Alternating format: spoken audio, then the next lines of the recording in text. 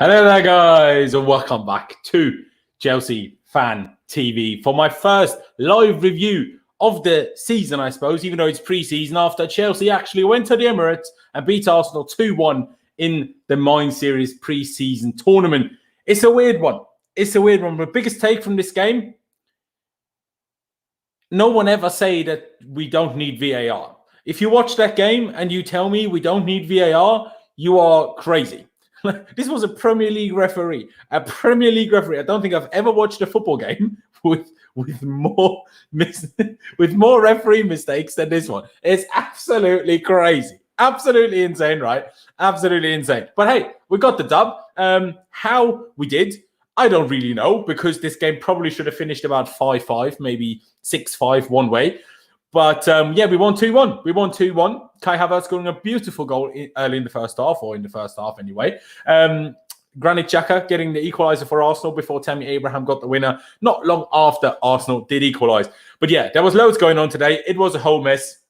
So why don't we start with the team? Ladies and gentlemen, by the way, if you're new to Chelsea Fan TV, please be sure to subscribe. That'd be absolutely massively appreciated. Smash that like button for me right now. And honestly, it doesn't cost you any money, barely cost you any time, but it really helps us out with the algorithm. So if you could smash that like button, that would genuinely be massively appreciated. And do subscribe to my personal channel, to which the link is, of course, as always, in the title. Just click on my name, @Talauntavescali, like it says it down here. It takes you straight to my channel. We just hit 11,000 subscribers, but obviously we're still on the road to 15K. Get over there, subscribe. And also, if you fancy any of the new Chelsea, kits, I suppose, especially the away one, the yellow one, I like it a lot. Let me know in the comments if you like it as well.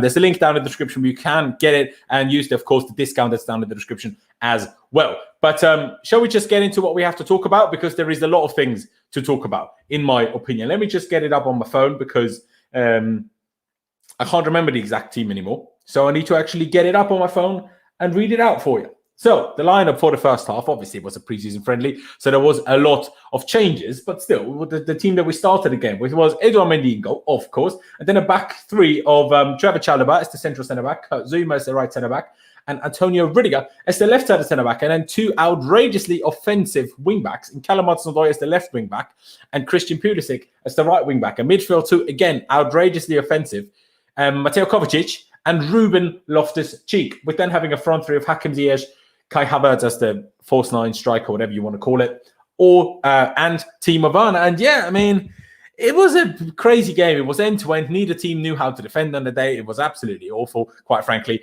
But it was good fun. It was good fun to watch. Let's not kid ourselves. There was a few rough challenges in there as well. So, it was definitely, the intensity was there. And it was good to watch. We had a few moments early on. Timo couldn't quite find a fairly straightforward square of the ball to Kai Havertz, but got intercepted. But not long after, he did it again, and this time he found Kai, and Kai smacked it home for 1-0. Lovely finish. King Kai, what a hero. I'm still waiting for my Champions League final kit with Kai. It's apparently arrived already, but it arrived yesterday, and then the post office was closed already, so I have to pick it up tomorrow, Monday. Hopefully, I will be able to show you on Wednesday when we play Tottenham, because I'm incredibly excited for that. Any which way. We then also had another moment, Timo Werner. Timo, I don't want to be too harsh because it's bloody pre-season, but first time he touched the ball, couldn't control it. Then one-on-one basically with the keeper. If you use this pace, decides not to use this pace, tries to toe poke it, hits the side netting. What are you doing? I don't understand. Ruben Loftus-Cheek being absolutely beautiful. Obviously, I love him, so I'm biased, but I thought he was absolutely brilliant, absolutely fantastic, in my opinion. Sure, not everything was great, and sometimes he lost the ball, and he had a couple of misplaced passes. One of them potentially could have led to an Arsenal penalty, so he misplaced the pass, got intercepted. Arsenal hit the post, and then when we tried to clear that rebound, might have been a penalty. Referee didn't give it. Obviously, no VAR in a preseason friendly. But in general, I thought Ruben looked good, looked much sharper, ran past people, looked strong, looked quick. So I was happy with that. Played a few lovely passes. But yeah, it was quite good. It was quite good. I have to tell you guys something. I have to admit something. All right, I'll admit it right now. I'm big into F1, right? So I was watching the Chelsea game and F1 at the same time. If any of you know about F1, it was a madness of a race. I'm a Ferrari fan, so I'm not very pleased with Mr. Stroll today. But fair play to Esteban Ocon, obviously. But so I may have missed a few small things. Please do tell me in the chat what I've missed anything about the first half. Let me know right now. And of course, if you have anything super important to add and you want to make sure that I do talk about it, please do use the super chat function. Of course, it's always massively appreciated. It really supports the channel and allows us to cover the upcoming season as best as we possibly can. F1 was mental. Yes, it was, bro. It was, bro. Kick Tammy. All right, you need to calm down, guys. Tammy Abraham scored the winner. Yes and no. He then decided to square it to Mishi for no reason instead of scoring. And then another moment later, he had another huge chance in the second half where he should have squared it but didn't and messed it up. So that wasn't particularly brilliant from him. I can't lie. Like, what am I going to say about that? What am I going to say about that? I can't praise him for that, can I? But he still got the winner. Scored more than bloody Aubameyang did, and Aubameyang had sitter after sitter after sitter after sitter after sitter. So it was a bit of a madness. But who else? Let me talk through the team because of the first half, because otherwise I'll forget all the players. Then we talk about the second half, all right? Shall we do that? Chalobah, brilliant. Obviously, he played until halfway through the second half, so he was very good, very pleased with him. Zuma, look decent, I suppose. Really going to look decent. Callum Hudson-Odoi looking very strong. I like him. Got unfortunate not to score in the first half. Dummied the Arsenal defender, made him look like a right mug, and then took a shot from a tight angle, but hit Leno right in the face, unfortunately. Christian Pulisic struggling a little bit playing at right wing back. I can't lie, but obviously it's a position he's not used to, so I don't think we should be too harsh on him. It's not a position he's really played. I spoke about Loftus-Cheek already. Kovacic, to be honest, like I said, I was watching F1 at the same time. I can't lie, I didn't notice Cover that much. I think when we actually scored, Cover won the duel in midfield that let the ball kind of bounce to Timo, who then ended up squaring it to Kai. So I suppose that was good. Hakim Ziyech was weird because, in my opinion, he actually had a good game. But that sitter that he missed in the second half, that is so outrageous. The ball's played over the top, right? He chips it over the defender, has it again, right? And just, I don't know what, I have no idea what he was trying to do. Honestly, I have no idea what he was trying to do. It was the weirdest thing I've ever seen. He just didn't want to score. I don't know what he was doing, but otherwise I actually thought he was quite decent. And yeah, Timo Werner got the assist, but otherwise it was Loftus-Cheek, was it? I saw red boots, and I know Cover had red boots on and Ruben had black boots on, hence why I thought it was Cover. So if I got that wrong, Jonas, I do apologize, or to anybody else, right? Yes, win or lose, we mustn't forget this is for charity. This is very true, Rista. Big up yourself. This is very, very true, of course, for the Mind Series, for mental health, which is a good cause, a very good cause. I still think Chelsea could have, and Arsenal could have done a bit more than they have, the way they, PR'd it, but, is what it is. Anyway, what was I thinking? What was I talking about? Oh, yeah, Timo. And then Kai, yeah, brilliant finish. Other than that, moved around well. Could have had another if Timo found him with a square earlier in the game. Wasn't this Timo's first game back? Sure, it was. But, I mean, we saw the other guys' first game back against Bournemouth, and they could control the ball. Timo Werner couldn't control the ball. Nah, I won't be too harsh on Timo. Let me be serious, right?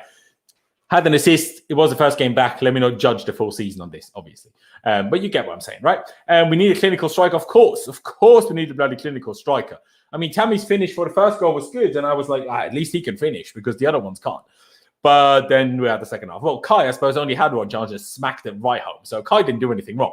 But second half, none of the players wanted to score, and it was a bit frustrating. I can't lie to you. But that's why we need Erling Haaland, and that's why I'm still hopeful and hoping and praying that Chelsea are going to sign Erling Haaland. That would be fantastic, wouldn't it? I would find it very fantastic, in my personal opinion. But, each to their own, Get Dusan Vlahovic from Fiorentina. Well, if we can't get Haaland, if we can't get Lukaku, maybe. But otherwise, I'd rather not, bro. I'd absolutely rather not. What else was I talking about?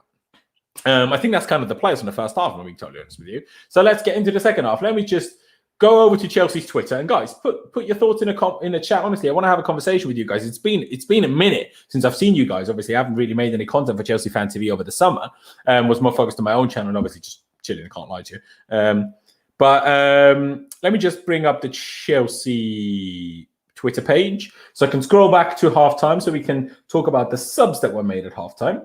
And here we are. So the changes at halftime were Antonio Rudiger, Timo Werner, Kurt Zuma, Mateo Kovacic, and Kai Havertz were subbed off and then replaced by Dujon Sterling. Forgot his first name. Malang Sarr, Danny Drinkwater, Davide Zappacosta, and of course Tammy Abraham. So Dujon Sterling slotted in as the right centre back, which he already played as against Bournemouth. Good performance in my opinion. Malang Sarr as well. Then Drinkwater, obviously midfield. Zappacosta at right wing back instead of Christian Pulisic, and Tammy Abraham up front Well, I suppose Pulisic actually pushed higher up the pitch initially, and Kai and Werner came off, but Pulisic was then taken off not too much later, because how much later was it? I'll tell you right now. Well, about 15 minutes later, about the 65th minute, right? Mendy, Pulisic, Loftus-Cheek, Hudson-Odoi, and Hakim Ziyech were subbed off, and then were replaced by Kepa, Baba Rahman, N'Golo Kante, Ross Barkley, and Michy Batshuayi. And we need to have a little bit of a discussion, ladies and gentlemen, about Ross Barkley. I mean, he's bloody awful, isn't he? Ross Barkley, so bad. I think it's probably the most embarrassing thing that Chelsea have ever done, giving Ross Barkley number 8. Like, whose decision was that? Who allowed that? That's the most outrageous thing. There's the most outrageous thing I've ever heard about. Ross Barkley having the number 8 at Chelsea Football Club. He's awful. He's absolutely awful. He can't pass. He can't dribble. He can't shoot. He can't run. He can't do nothing. Absolutely nothing. Like, I have no idea. After this game, no one will want to buy him. No one will want to loan him. Like, he was so bad. No one will ever want him. It's outrageous. Absolutely outrageous. And I can't lie. Same goes for Marcos Alonso, which is why he didn't play today. Obviously, I didn't make a video about the Bournemouth game, but he was so bad against Bournemouth. He wasn't even involved today, which I was a big fan of. Big up Thomas Tuchel. Best decision he's made. Well, maybe not the best, but one of them is crazy. It's absolutely crazy. Who else was I talking about? Let me talk about some other players. Who I can really, mention in the second half, because Callum was still doing his thing until he was subbed off. Pulisic, again, I didn't really notice him. I like Callum a lot today. He looks strong, he looks sharp, he looks quick. Unfortunate not to score, but yeah, that was that. Michy Batshuayi looked better than Timo Werner, I can't lie. All of his finishes were going on target. Yeah, of course, some of them were blocked. Fair enough. But still, at least all of them were on target, which is, something we can't say about everybody, can we? His link-up play was good. Trying his skill moves, silky, ilky, and all of that kind of stuff. It was quite good. Now, obviously, I'm joking, guys, right? Let me not be too serious, but it's a preseason game. What can I say? Danny Drinkwater, yeah, he wasn't particularly great. I want to praise Dujan Sterling. He had a tackle in the box. That was crazy. Absolutely crazy. And by the way, Arsenal obviously scored the goal, was clearly over the line. But there was no goal line technology today and no VAR. But let's also not forget, which Jamal Ibrahim is probably hinting at here. Let me just highlight it for a second. He was offside in the build-up. So, it is what it is. Sarr is not ready for the Premier League. It's a tough one. Look at positives. At least Barkley, with his awful performances, can't con Tuchel into believing that his preseason furlough from form translates into the season. Yeah, it's true. Ross, Drinkwater, Tammy, Zappa all need to go. I can't even lie to you. I didn't even think Zappa Costa was that bad. I mean, I'm not saying we need him, but he's way better than Marcos Alonso is. That's for damn sure. Man of the match. Well, not the referee, because that was one of the worst refereeing performances I've ever seen in my life. My personal man of the match is obviously Ruben Loftus-Cheek, just because I love Ruben Loftus-Cheek. But in terms of players that played enough, I would say either Callum or Trevor Chalobah. I would say either Callum Hudson-Odoi, obviously, or Trevor Chalobah, I would say, were the best players. RSC looked good, made risky passes even though they got blocked. He played good. Yeah, exactly. Wasn't N'Golo very good. I can't lie to you guys. I didn't really notice N'Golo Kante. And this isn't, like I said, I was watching F1 at the same time. And I didn't think we had enough control. I was like, okay, we're bringing Kante on, even if it was next to Drinkwater, compared to how offensive the first half was with Ruben and Koba. I thought we might get a bit more control and stability back in the second half, but that wasn't quite happening. But obviously it was his first game back after the summer break as well. So again, let's not be too harsh. See, the problem is people always talk about let's sell dead wood. The problem with dead wood is we're not the only ones that consider them as dead wood. No one else wants them. No one wants these players. Why do you think we still have Danny Drinkwater? First of all, he loves his wages. And second of all, no one wants to sign him. I mean, he was on 2 half-a-season loans. And then he was at Kimpasa in the Turkish league last season, played 11 games. Like, what do we expect? What do we think? It's not going to happen. Do you know what I mean? Do you know what I'm saying? No one wants these guys, especially with all with the money that Marina and Chelsea usually ask for these players. It's absolutely crazy. And like Chelsea Fan TV said, obviously this is probably Sammy, I presume. Smash the bloody like button, guys. Come on, 65 likes. Go down below. Hit the like button for me right now. Don't care whether you're an Arsenal fan, a Chelsea fan, or whoever you support. Go down below and smash the like button. Come on, cheer me up. Make my day even better. Obviously, Chelsea took the dub, so I'll take it. But still, Charles Leclerc got kicked out of the race, so I'm a bit sad. So please smash the like button. That'd be massively appreciated. Teams want Ross, though. Who? Do they actually? I don't know. Welcome back. Well, thank you. Thank you. RSC needs to double pivot behind him in the 3-5-2 to function at his best. No, 100% agree. I don't think he's ideal in the double pivot. I don't think anyone thinks that. I don't think he thinks that. I don't think Thomas Tuchel thinks that. But I think Ruben Loftus-Cheek will maybe stay. Obviously, there was a report today that we were trying to loan him to the Bundesliga, but then he played 65 minutes today and played well, so I'm not sure. I think Ruben Loftus-Cheek could be an absolutely fantastic super sub to have. You know how last season Thomas Tuchel sometimes started, or even we had it under Frank, the season before anyway, started Alonso, right, saying, we needed more height in the team. Well, now we don't need to start Alonso for that. We can just bring on Ruben or play Ruben if we need height, if that's the problem, because he's height and an actual footballer, unlike Marcos Alonso. So, that's a good thing, in my opinion, if you think of it that way. Winning the Premier League this season in 21-22. Well, if we sign a striker, maybe. Otherwise, doubt it. Say we couldn't give Drinkwater away for free. I mean, we can't unless we terminate his contract, but then we have to pay him out his wages. So what difference? Kante man of the match as usual, but I'll give Batsman a shout. How can Kante be man of the match when he played 35 minutes? I don't understand. This is totally illogical, bro. Broja Tammy. Oh, it's a shout. That was an interesting one anyway. We should probably discuss this, guys, because Amanda Broja obviously scored a lovely goal in a 2-1 win over Bournemouth in the last preseason game. And then instead of being part of the squad today and playing against Arsenal or being on the bench and being as a sub, right? He featured in the under-23s in a development squad game against, forgot who it was, but he featured for them last night. So it certainly doesn't look like he's going to stay, in my opinion. He's probably going to get another loan, which is a bit unfortunate because I thought he was very good when he came on against Bournemouth.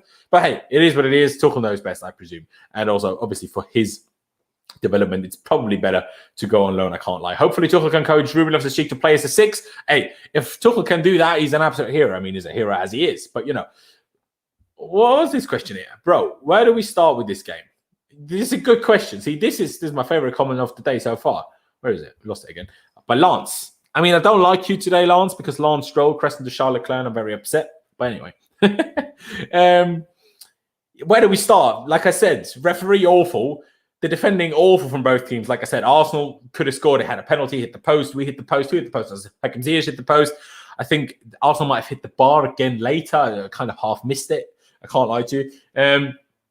But we obviously had the Tammy sitter and the Mishi chance and another Tammy chance where he tried to square it. And obviously the Ziyech sitter. Like, it could have been 5-5. It could have been 6-5 either way. Do you know what I mean? Like, it's a crazy game. It's a stupendous, absolutely stupendous game.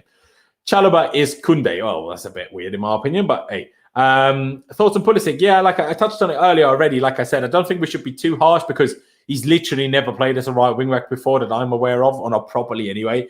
So to expect him to be an absolute superstar in a position he's never really played is probably a bit harsh. Also, obviously, Arsenal's left side with Kieran Tierney was much better than their right side with Callum Chambers. So, obviously he had it a bit more difficult than Callum Hudson-Odoi in both defensively and offensively.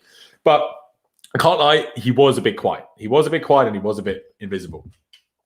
Question by Hassan. Let me just get a drink here quickly while I read your comment.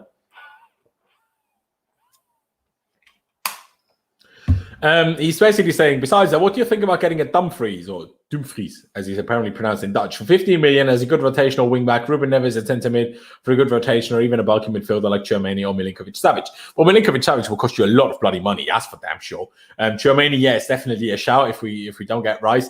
Ruben Neves, I don't know if he's the type of midfielder we need, I can't lie to you. And Dumfries, yeah, do we really need him? Probably not. But would I be upset if we got him? No. Do we really need Koundé? I mean, yes, Chalobah was good today. Obviously played in the centre. That's not going to be Koundé's position. But Koundé is a lot better than what we have, right? I mean, I would say Koundé, if he comes in, is a joint second or third best defender. And the first best defender is always injured because he's nearly 37 in Thiago Silva. So if you think about it that way, there's certainly a case to be made for signing Koundé. Obviously, as a right centre back, Aspie getting on, right? You can leave Reece James as the right wing back, let him develop there and get better there and more daring and more aggressive and stuff. So I think it would work well, and I hope we get that done soon. I'd rather have Dujon Sterling for backup. Dujon Sterling is brilliant. Dujon Sterling is an absolute player and a half. I can't lie to you guys. Exclusive. Chelsea bid for Harry Kane. Talk's been going on for hours now. Well, that's not true, is it? But cheers, Samuel, for the comment. Ladies and gentlemen, again, make sure... What? Sorry, just had to reply to text quick. Do apologise about my impoliteness. What can I see? Kunde can play right centre back and replace Aspie. Yeah, that's the point. So I guess we'll be sticking to 3-4-3. Yeah, we probably are. We probably are. But guys, I want you guys. You know what I want from everyone watching right now? Put in the comments out of 10 how you'd rate today's performance. Obviously, keeping in consideration that this was a preseason game, right? And obviously, especially the second half, made a lot of changes. That's why I'm not really upset about the goal we conceded. Sure, you don't want to concede from a set piece, but that's what happens when players play together that have never played together ever before, right? So, like, silly corner goals happen. And obviously, Kepa doesn't come with his line because he's too short to do so. I'm seeing a 6, another 6. No one can replace Aspilicueta. Well, I mean, hopefully we have to at some point because he's turning 32. A 5, 7.5, 7.5 is a bit high. I would probably go with the 6 as well.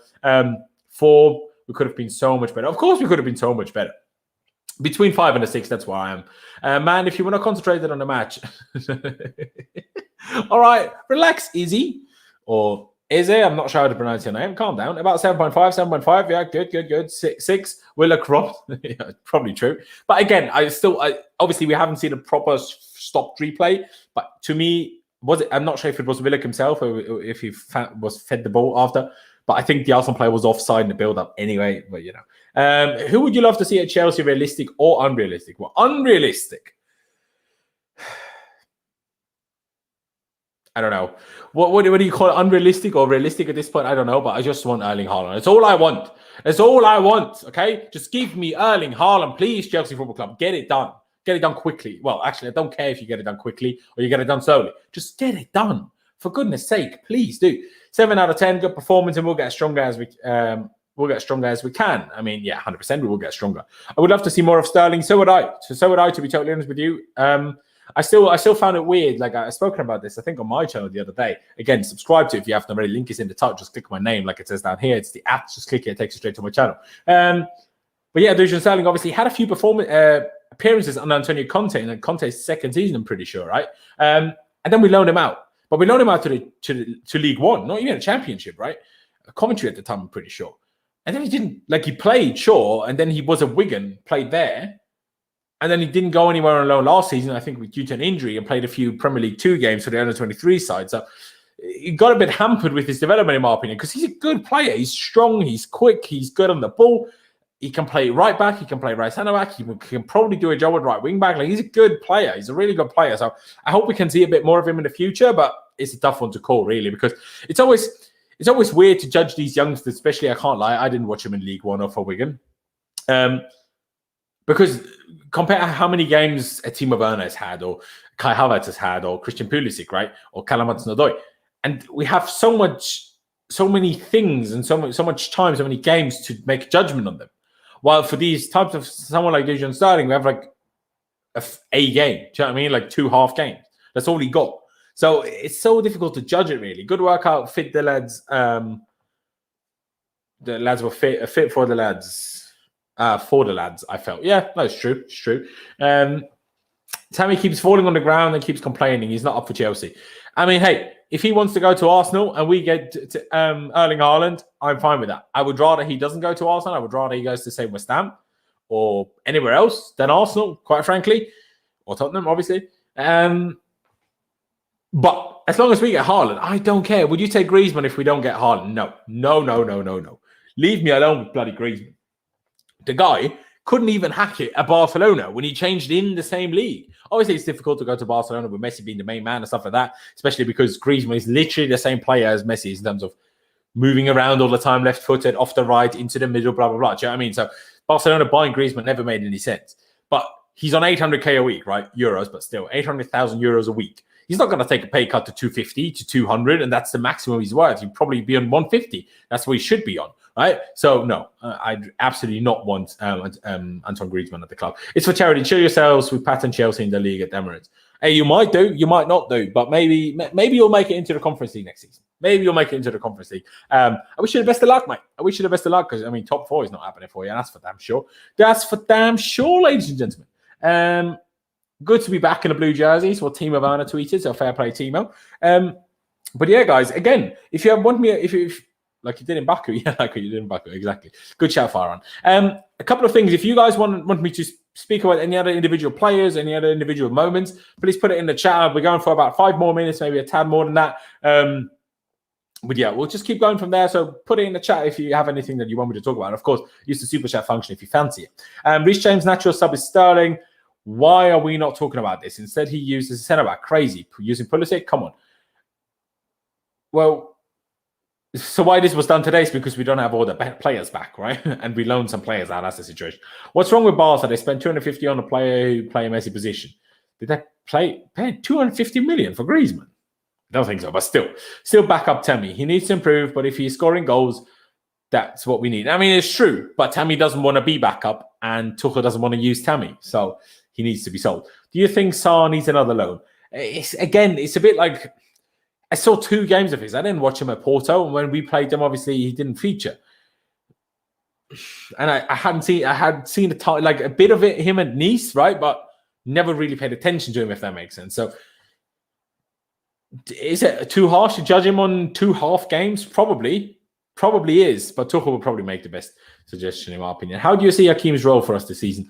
I see his role as being lucky if he doesn't get sold, but not because he's bad, but just because I feel like we have too many attackers, and the only way I could see him getting enough game time and not a silly amount, do you know what I mean, is if Hudson-Odoi is used as a wing back every now and again. That's kind of what I mean. Havertz's future is bright. Of course it is.